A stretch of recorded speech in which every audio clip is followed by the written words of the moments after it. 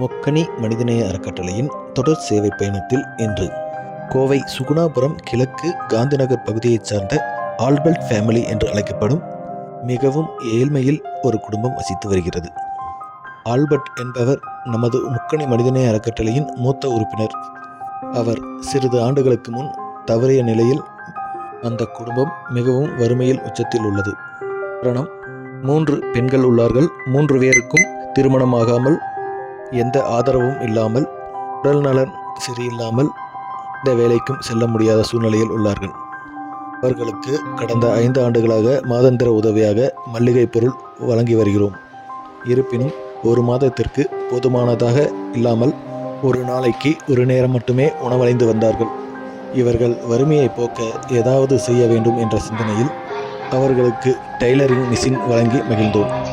வாய்ப்பளித்த அனைவருக்கும் இறைவனுக்கும் நன்றி. மீண்டும் அடுத்த புனித பயணத்தில்